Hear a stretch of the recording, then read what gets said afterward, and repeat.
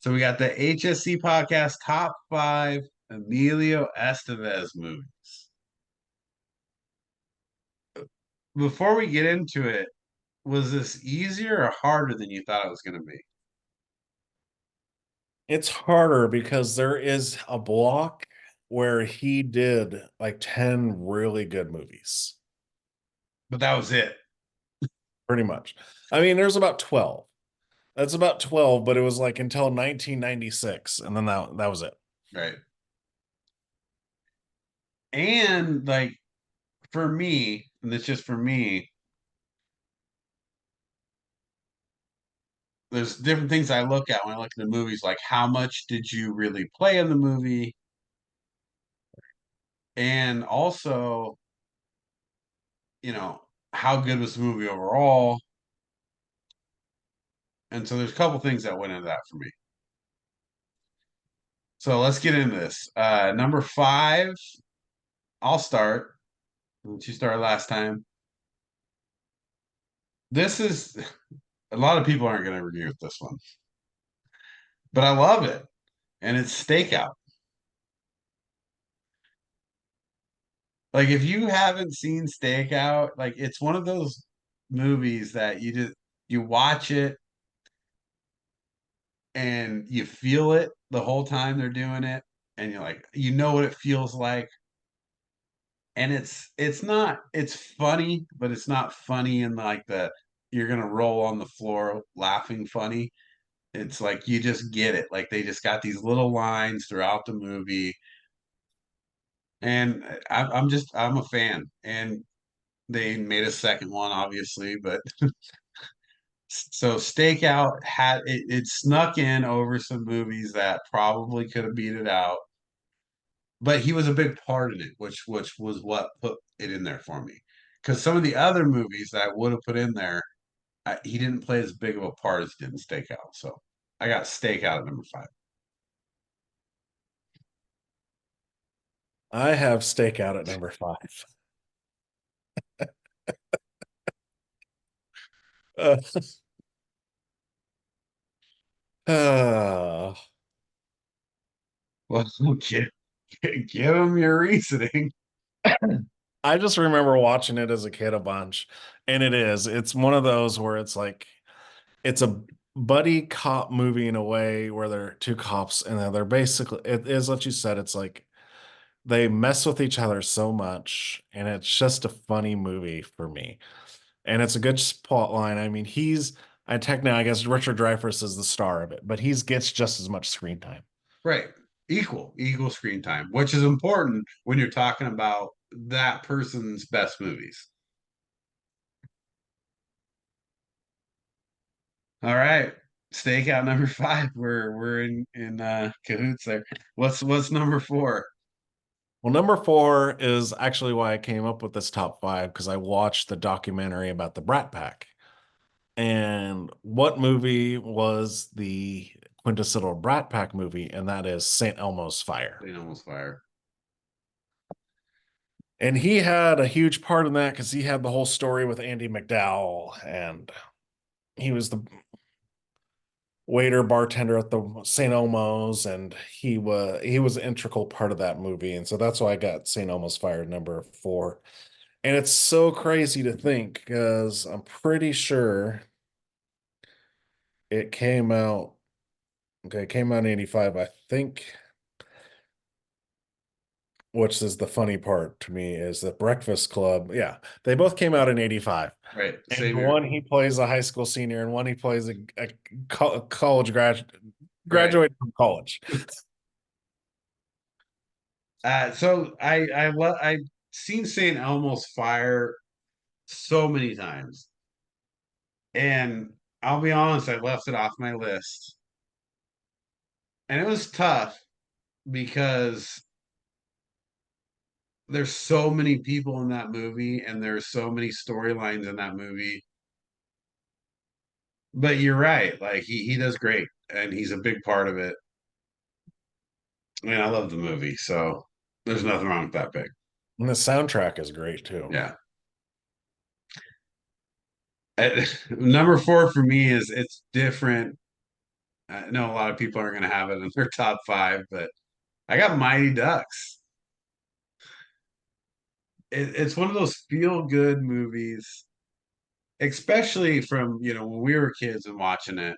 And I think when you're that, if you put this in front of even today's younger generation, it's one of those movies where they're going to enjoy it. It's got that, teamwork and storyline and everything goes with it. And he makes the movie. Yeah, some of the young kids do well in it, but you can't have that movie without him. So isn't it kind of like, because I've actually never really seen Mighty Ducks, so but isn't it basically a toned down Bad News Bears on Ice? It really is. It's yeah, take out the risque part of Bad News Bears and put it on in a hockey rink, and you got it. But it's a little more feel good than Bad News Bears, and it's a little more of that teamwork Disney feel. And I will say, as a Gen Xer, what I can't believe they let us watch Bad News, the original, like the Walter Oh Matt. man, yeah, Man, there's so much bad stuff in that. it's horrible, horrible. But I also believe that like it was a different thing for him. It was good for him, to play this type of part. That's the last thing he really did. Right. Hmm. So I have to throw that in there, and if I didn't put that in there, Holly would be mad. So I got Mighty Ducks there at 4. Spoken like someone getting married. Yeah, it's true. But I do enjoy it, so I can't say it's not on my list too. Number 3, Repo Man.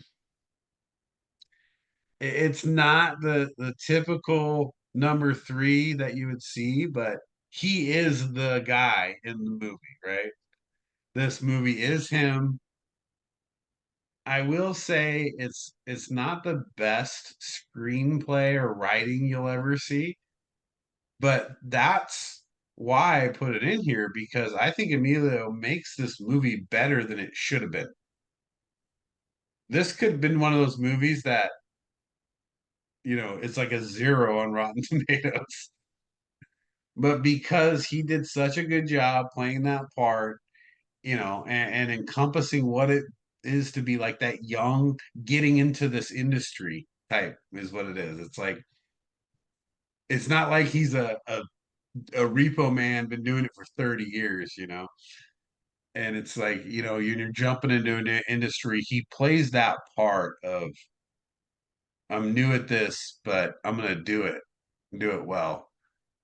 And so he turned a bad movie into a good movie. So I liked it for that reason. I put up there at 3, Repo Man. I had a Repo Man, but didn't make my list. But that was one of them I put on there. There's a few like that that I were close. I mean, it was mostly because of Emilio, but I left them on the list because they weren't as good of movies. Um, Number 3 is going to shock Steve because he's probably got this one at 1, I'm pretty sure. And that's Young Guns 2.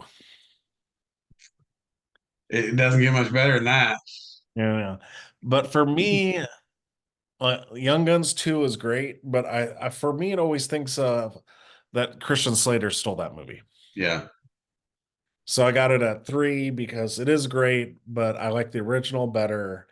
And Arkansas Dave kind of took a lot of the funnier parts for me. So I got Young Guns at 3. I love Young Guns 2 at 3. I love the movie though.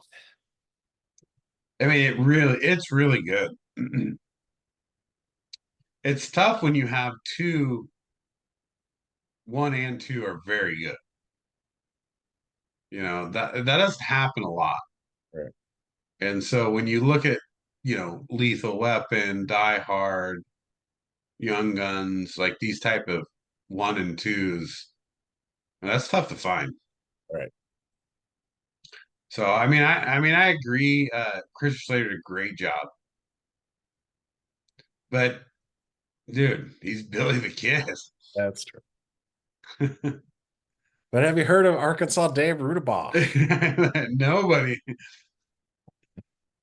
killed more Mexicans and Indians than anybody. Wait, sorry, he's unalived more Mexicans and Indians than anybody. Right.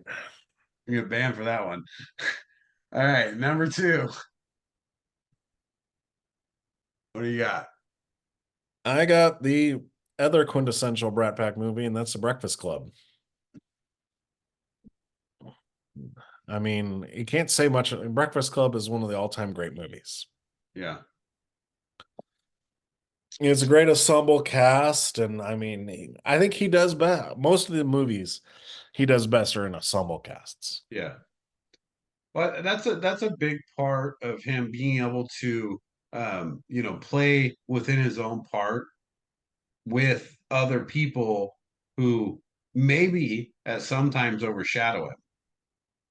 But at the same time, he's not afraid to like just play the part and be himself. Right. And when you look at that movie and here I got a number two as well.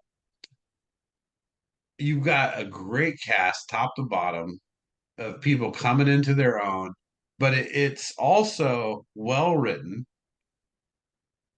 it's well acted, and it's just such a great story because it's something any kid that age or in high school or whatever you are, you can relate to it in some way or another because of all the different things they give you.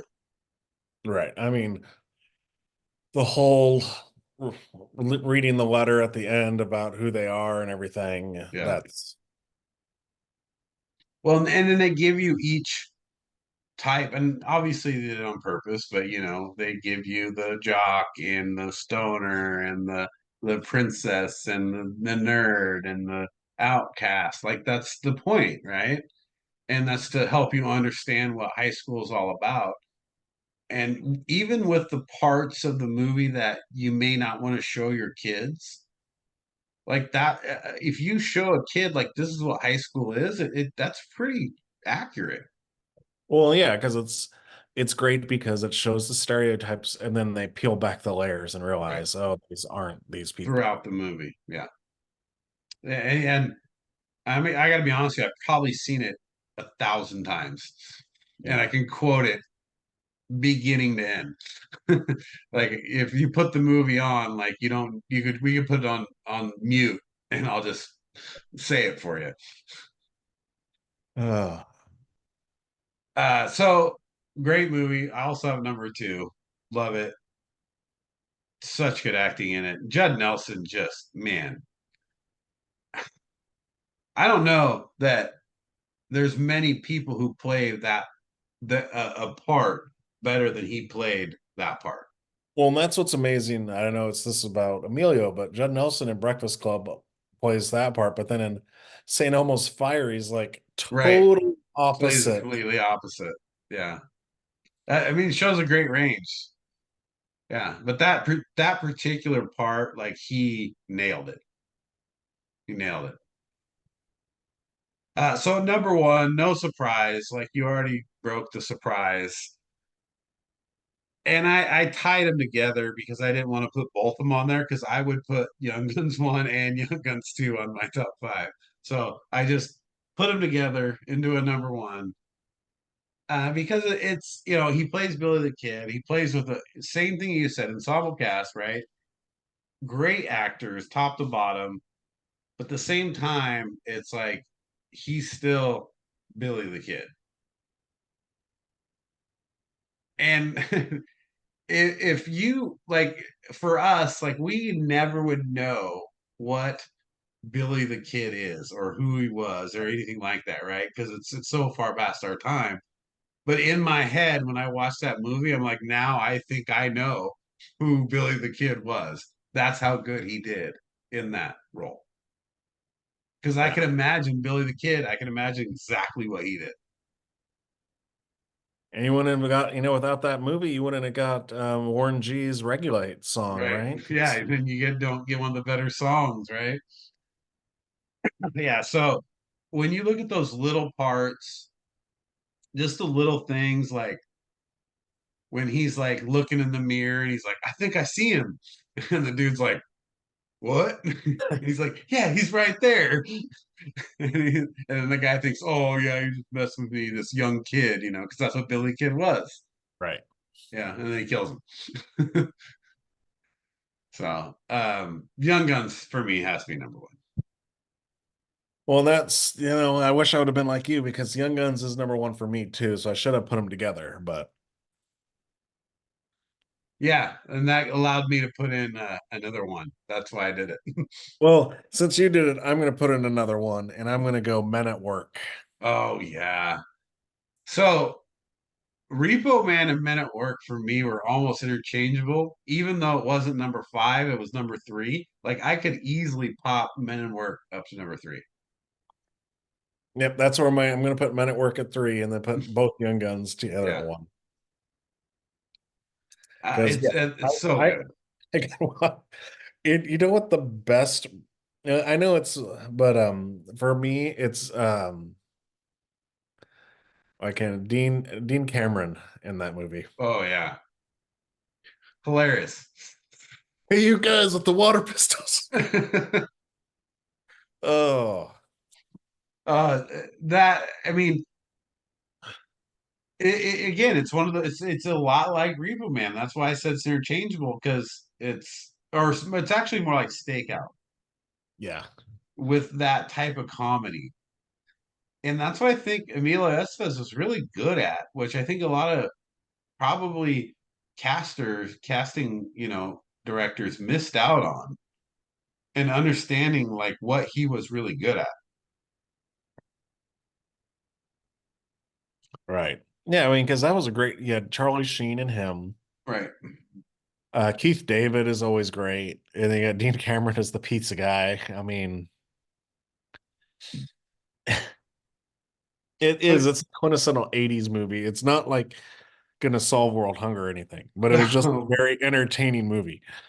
that's what's missing in today's movies and today's writing is you're missing that being funny where you can take a silly script and you can make it good with good acting and the right timing within the lines. Well, that's the problem now with the movie studios and everything. They've killed the independent movie, right? I mean, you're not gonna have those great, like, under the cuff, like low budget funny movies anymore. Right. Well, and don't you think that might be like a little bit of the audience though too? Well, I mean, here's the thing is it's like what? I don't even know how much it is to get a go see a movie now. Right. Well, that's the other thing, right? It's And so, it's like, if I'm going to go completely to a movie, I'm unaffordable. not going to a movie theater to see a comedy anymore. You know, you only go to movie theater to see big budget movies because you want to see it on the big screen. It used to be you go to a movie and to see all movies. Now it's more like, well, I got to save up money to see the big budget, big movies on the big screen. Yeah, and you're not also going to see what you might think would be a B level comedy, Right. even though once you watch it, you're like, oh, this is A level. Right. I remember in high school and stuff going and seeing like Billy Madison in the Right. theater and all this stuff. I mean, that wouldn't Which happen. become a cult classic, Yeah. you know? That would never happen nowadays. It'll be like, No, of course I'll not. wait till It's it comes out on streaming. right. And that's a straight to Amazon Prime. Right. And so that's the tough part. And I get that. And so wrapping this up, I mean, obviously, when you look at this list and you start looking at his movies and you see Outsiders on there, to me, I'm going to say Outsiders is one of my favorite movies ever. I Right. love Well, me too. Outsiders. It's just if I'm talking outsiders, it's Ralph Macchio, C. Right. Thomas Howell, Matt Dillon, Patrick Swayze. So this is the same as the Kevin Bacon that we just did with A Few Good Men, right? Right. But at the same time, he still was in Outsiders, and he still played a part. And so those types of there are a few movies that he did that you're like, wow, those are great movies.